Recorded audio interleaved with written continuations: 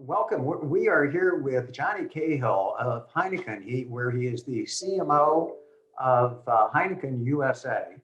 And I'm Dave Reibstein, and I'm here together with my colleague, Raghu Iyengar, and we're both faculty members on the marketing department at the Wharton School of University of Pennsylvania. So let's get us started immediately. And Jonnie, for our audience, why don't you just give us a little bit of your background and how long you've been in your current position? Sure. So nice to meet you both. I have, I think, what I've described in the bio as the greatest job in the world. I get to be the CMO of a beautiful international beer brand here in the United States. And so I've been with Heineken USA about 2.5 years.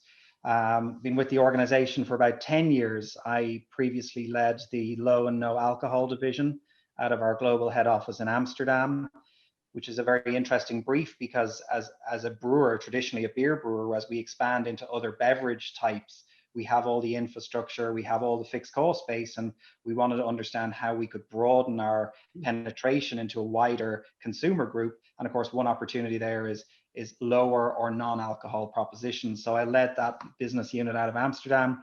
Prior to that, I was CMO for Heineken in Russia. So I've had the joy of working both in the United States and in Russia, but I'm from somewhere in the middle. I'm Irish, as you can probably tell, and grew up in Dublin, my hometown, where I worked as an agency, and an ad agency.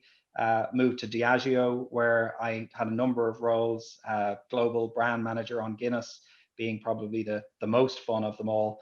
And then I was CMO of O2, which is a big telecoms brand like Verizon, back in Europe. So yeah, beer, telco, beer, and it's been absolutely fantastic journey. Wow, that's an amazing career. Thank you, Johnny. No, I think these last 6 to 9 months, of course, have been quite tough for many different brands. You want to tell us a little bit about how the pandemic has affected Heineken and kind of the things that you've done at Heineken, perhaps looking at the organization and so on? Yeah, sure. So I mean, we're in an interesting situation because with a very iconic brand that has high spontaneous awareness and high salience, one of the things we've seen in these times is that consumers, commonly known as people, are gravitating back to brands that they know and love. So in many respects, it's probably a hard time to innovate, but if you have latent equity and a brand that has salience, it's been okay. Our business obviously has been challenged by the closure in the on-premise, Yep. because as you can imagine, the on-trade is very important to us, not only here, but all over the world. So that's had a fairly significant impact. But we have seen resilience in at-home consumption. And I guess when you think about it, there's so much science in marketing, but there's also common sense. And people have lesser commutes. They are working at home. They're not on the train at 5 a.m. in the morning. They're spending time when the only socializing is at home, sometimes with smaller friendship groups.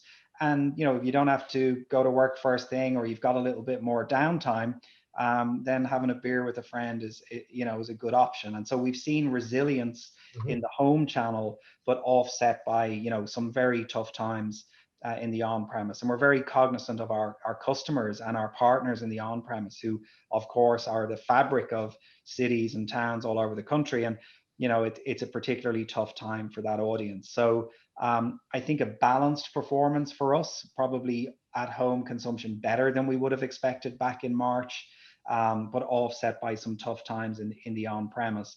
But I do feel fortunate to be working on a brand that has that kind of latent equity built up over decades, because for sure in these moments as brand builders, you realize the immense power of having a brand that stands for something and that has a unique position. I think we've all read countless times the research around investing in these moments of crisis. If you go back to the S&P analysis from the Great Depression right the way through, that marketing theory of this is a time to invest. And for sure, while we have had to be prudent around our investments, we have not completely stopped building the brand, because we want to have a voice in these times and do things that in the end make people smile and connect people, because we're in the beer business, but we're in the business of so much more than that. Johnny, you took us right into the question that I wanted to ask you is, you know, basically what I heard is that, obviously the on-premise demand is down, but, at home is up. My guess is total consumption probably is down a little bit because people drink a little bit more when they're out with friends.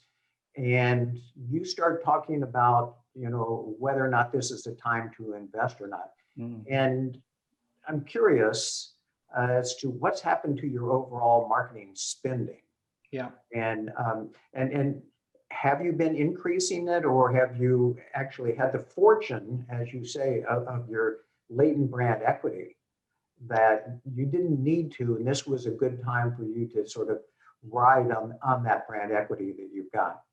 Yeah, this is a very good question, and I guess it's different by discipline, because in many cases your marketing budget as a CMO isn't one amorphous blob of investment. It's pointed at different disciplines, and some of those disciplines have been changed utterly by the pandemic and the environment we're in, and some are thriving. And I'll try to give you real examples, because this can get very theoretical for your audience, but like, what do you do when you're in my seat? Well, you can't do sampling to the same level. And we've a Heineken Zero, for example, our non-alcoholic Heineken line extension, absolutely flying. But the core driver of its growth is sampling, because people cannot believe how great this beer tastes. And you can't do that. We had planned to do 10 million samples this year alone. Wow. Well, that's not safe. It's not smart. It's physically, sampling, as you know, is hard enough to do. In these environments, it's almost impossible. So there's an example of budget that's gone down. Media, interestingly, there's supply side pressure on media, because if you take the number of GRPs generated by sports, if I take television as a linear TV, with less sport, there was less inventory. So as a consequence, investment was patchy and has come back in Q3 and Q4, because we've had a much greater sort of supply side reservoir on the network side. So it's different by discipline. Some things we couldn't do, some things we shouldn't do, some things we wanted to do a little bit more of. For example, our sponsorship activities and our partnerships there, MLS, tennis, the US Open. Someone once explained to me the US Open is a party with some tennis. And we're part of that party, and we've celebrated that party for decades. Obviously, when there are no fans, again, the dynamic of those things change. But on some of our other brands, like Dos Equis, where we're a partner of college football, in a broad sense, it's happening. And so it's a little bit different by brand and by discipline. I would say we were prudent around the investments to make sure we had flexibility for balance of year, and we were able to hit our other commitments to shareholders and our colleagues and our wider global business. But it wasn't a hit the emergency brake and only trade on equity and do nothing. It equally wasn't, in such an unprecedented period of change, it wasn't possible to say, okay, let's immediately double down. So a little bit of both, but I would say different by discipline. So, it's not at all surprising with the sponsorship down and your HORECA budget down. You didn't think I knew that word, but I did, because welcome to the team. Yeah, exactly. But you didn't say anything about your digital spending. Yeah, and digital spend, exactly. So therein, immediately you see an opportunity to invest a little bit more than is historically the case. So if you look to connected TV, for example, as all of us, I think, as human beings have experienced, we've kind of emptied Netflix over the last 6 months. And is there anything left to watch? Because people have been at home. As someone said, I'm finished Netflix and I'm halfway through Hulu. So I, for sure, in a scenario where, let's take someone like Disney, who are a great partner of ours, you've got linear TV. We've got college football on ESPN, but we've also got Hulu conversations, and we're trying to rebalance things. So digital was probably a winner in this space for a couple of reasons. One, there was more consumption because patterns changed immediately. Did I want an outdoor billboard, on the freeway into Manhattan? Well, not as much as I used to, because there's fewer people on that freeway, but they are at home. they are online. So digital benefited from the supply side shift and the behavioral shift. It's also a super flexible medium. So again, if you take the US, where we have this unique scenario of the television upfront, that's not the case in digital, and so you have much more flexibility. So probably the combination of consumer trends and the flexibility of the medium itself allowed us to step up there. So exactly right. You would say, less outdoor, more digital, less sponsorships, a little bit less TV, but more work in digital channels to allow us to be there. Great. No, I think this was amazing to hear also about the kinds of allocations that you're doing over time. Sort of two questions related to it. One is, as you can imagine, as you said, digital are certainly more flexible. So there's more an opportunity to sort of test and learn. Yes. What things work, what things don't work. Any things that kind of bubble up in your mind that were perhaps good kind of takeaways that you had from digital, which perhaps you didn't have 6 months ago, and now you know more so. And kind of, yeah, sure. I mean, that's a great question. And Raghu, if I understood how to maximize the efficiency of digital, I probably wouldn't be sitting here on Zoom with you two. I would be retired somewhere on a beautiful island with a beautiful bottle of Heineken. So, but we are always trying to learn, and we forget it's a new, yes, it's part and parcel of a modern marketing mix, but in its truest sense, it's also somewhere where we are really learning and optimizing. If I look at what we did in digital 5 years ago, when I thought we were at the front end, now it kind of makes me blush. So we've seen a few things. We've seen the importance of multi-channel digital presence, so showing up with consistency in multiple touch points. Really trying to understand the journey that people have online and to make sure that you're present, I guess, repeatedly. And that can be challenging because you want to avoid a frequency bomb where you're just all over the consumer, but you do want to make sure that you show up in the right places. 20 years ago, we talked about, frequency and coverage, and the fundamental principle isn't that different. It's just much harder to do with balance and to minimize waste. So I think for us, being in a few places simultaneously but respectfully has been important. We've learned about the importance of early branding, much, much more important in digital. When we look at the impact on performance, where digital, of course, was the holy grail in terms of allowing us to see what happened. One thing we've noticed is it's a medium that requires and responds to early branding. Now that's an interesting thing when you start to have creative conversations. So when a director might talk about dramatic tension and the build, but yet I might talk about having something in there after half a second. Right. How do you reconcile those things? And something very fascinating that we think it's fascinating that we've been seeing and drilling into is day parting and understanding at what moments in the week or in the day is our digital inventory most effective. Now, that's might seem almost so obvious as to be ridiculous, right? We sell beer on Friday nights more than we do on Monday mornings. I mean, okay, let's assume that that's true. But that does not linearly translate to when is your media most effective. If you are having a group of friends around for Thanksgiving, it's what I need to understand is when are you buying and when are we influencing that conversation?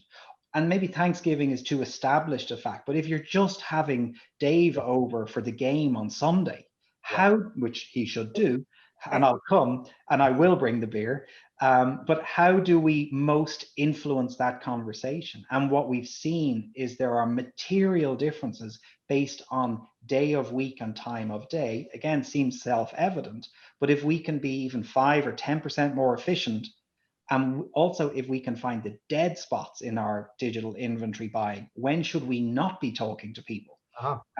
That for us has been a fascinating learning curve, which we use our analytics team and our behavioral scientists to try and help us understand. But again, and that's what's exciting about the discipline right now, is it really is art and science. And I think as a marketeer, isn't that what makes all of us excited? So, Raghu, I know you had a second part to your question, but I wanted to jump on what it is Jonnie just said, which I think is just fascinating.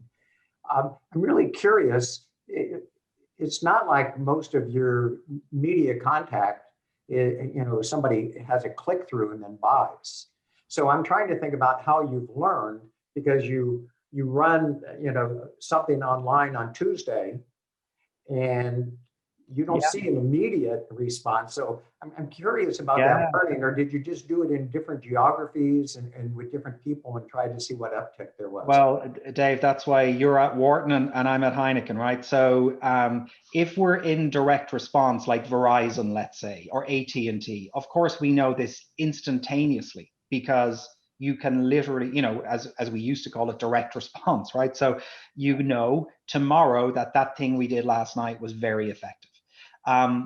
For us, it's because of that separation, because of the physical structures of our business, there is a lag. So what we do is we invest in market modeling and match modeling at an analytical level, and we find environments and consumer groups and physical geographical environments that actually manifest in the same way. I didn't know that Charlotte and Albany have so much in common, but it turns out they do. Yeah. Not the weather, but lots of other things. Right. And so what we try to do, because of that exact challenge you describe, which from a research methodology perspective is inherently complex, is to deduplicate markets, strip out the factors, some of which are latent and some of which are not. The Steelers game is on TV in both places, so that's fine, because it's a common dynamic in both markets. We strip out the differences and we look for sales patterns and sales data that show us what happens. Inherently complex, way too complicated for me as a CMO, but I have amazing behavioral analysts around in the team who help us to understand what's truly going on and translate it. And I think this is the key. They translate it into actionable insights, because what the marketeers need is not the data. It's data that we can do things with. Otherwise, it's just facts. We've got to be able to action those things and say, okay, because I now know this, we're going to do this. Jonnie, it sounds like you could be at Wharton. I know, this is music to our ears. I mean, Dave and I are kind of like smiling at each other and looking at you, because I mean, this is amazing in terms of, the way in which you described how Heineken is using data analytics and so on. Yeah, we become self-sufficient, and we're one of the things you hope that as you progress in your career and you become a marketing leader is like, what traits will you instill or demand even from your team? And analytical curiosity is one of them, but so is empathy. And we're trying to get great at both the human stuff and the data behind it. But what happens in CPG generally is exactly why I think Dave went straight to that question, is the minute you become detached from the purchase chain, people give up, because it's really hard. It's really hard to do. But if you plan it in the right way, and if you build a true match market methodology that allows you at least the basis to compare things, then you can do it. So it's not as straightforward as like A/B testing. It's a little bit more complex than that, because there's a C market, right? There's a with, a without, and a nothing market that's required to triangulate the data. But even if you're not a behavioral scientist or a statistician, it's fascinating. And what we try to do then is make it actionable and digestible for all of the members of our team, because we have people, of course, who are extraordinarily analytical, and we should have and do have people who are extraordinarily intuitive. And it has to work for both, because neither end of the marketing spectrum is right or wrong. And where it goes well is if you have intuition, empathy, and facts. Absolutely. So I'll come to part 2 of that question, Dave. Right. But this was a great kind of journey to take on the other side. What are some things that, Jonnie, that you're doing now, which you think would be sticky even after the pandemic? Are there certain types of behavior, perhaps some investments you've made that you think will actually have a lot more ROI as you go beyond the pandemic? Yeah, I think yeah, we are doing different things, I guess, and some of them there's no way that this all goes back to the old model of what we had before. I think what we're seeing is obviously digital experiential. Mhm. So that in fact is an oxymoron if you you know, a contradiction in terms if you go back a year, because the whole idea of experiential, or at least the commonly held belief in experiential, is it happens in rooms with other people. Yep. And as with Heineken as a very iconic brand, we disproportionately invest in experiences. Mm. So whether that's Coachella or the US Open or Major League Soccer game, or music, those things were historically, or let's say pre-pandemic, viewed to be exclusively the preserve of physical, emotionally charged, lots of people having a good time. Let's call it. Now we've realized that there's a different way of doing it, and I think as marketeers, we probably went through a sort of a grieving curve of, you know, it has to, Coachella has to be at Coachella. Mm. Now I think the reality is, does it? I mean, there's definitely a place for and a moment for us all to return to Coachella or Pal Norte in the case of Tecate, or a boxing match or a soccer match or whatever, but it doesn't exclusively have to be. And what we've seen is the willingness of a digitally oriented generation to have a brilliant Friday night online. And I think when we go to the beginning of the pandemic, you know, we patted ourselves on the back for a Zoom happy hour or a Zoom pub quiz, and it was fun, and behavior changes. But we are delivering events of like world-class quality online for a fraction of the investment. But what is interesting, because that's all on our side, is the consumer response is absolutely phenomenal, because you can experience world-class music, as an example, digitally in a way that's very personal. And what you can also do is get access to and get the event delivered to you in ways you could never see it before. So you can come to a Major League Soccer game, but you are never, ever getting in the dressing room, in the locker room. Well, now you can, because we can bring you there. Now, if we go to NYCFC or LAFC and say, we need to bring 20 people into the locker room before the kickoff, with respect, they should tell us to go jump, and they would. But we can do it now. So I think it's a brilliant example of how your initial reaction, frankly speaking, is like, oh my God, we're in all sorts of trouble here. What will happen to experiential? Well, this has happened to experiential, and it's working. So I think things like that are areas where there will be a fundamental shift in how we deliver that side of our marketing output. Yeah. Now that sounds incredible, and something that you're going to carry forward. And I think that's great. We don't want to take up too much more of your time, but before we let you go, we've got one last question for you. Sure. Which is really, what advice would you have for other chief marketing officers that are operating at other companies during these turbulent times? Yeah, I think there's two or three things that have emerged through. I think the first is breathe. It is so tempting to suggest that we know what's going on here. We don't know what's going on here. And there is a difference between consumer behavior and reactions and consumer trends. They are not the same thing. We are only at the very beginning of this reassessment of our values as a result of the pandemic. And so often we get asked, like, what will the consumer landscape look like? And the truth is, we don't know. So it's okay to say that, to say, these are the things I'm seeing.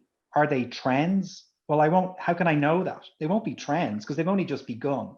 So I think the first advice I would give to other CMOs is, it's okay to be scrambling. We're on an audible. 2020 is an audible. The playbook has gone out the window. We're all doing the best we can.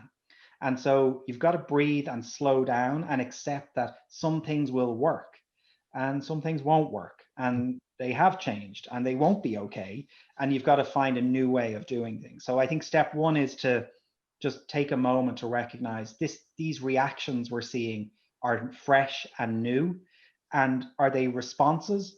Are they behaviors, or are they trends? I don't think we know yet. And we've got to take our time and understand what's real and what's just, a stimulus response, because that's really where we're at. I think the second thing is, wrapping yourself around the teams, because I guess the marketing folks tend to be empathetic. They tend to want the camaraderie and the joy of what we do, because in the end, we're in the business, certainly in Heineken, of making people smile and trying to bring joy to, what can just be a barbecue or a Friday night or a beer with a friend after work. And we miss a little bit that. So I think as a leader, creating safe spaces for your teams to try things, to occasionally screw up, and to understand that we're all doing our best. So on the people side, I think that's very important. So taking our time on the consumer side, wrapping ourselves around the people who are helping to grow our business, and then remembering what we do as brands and what we are as brands.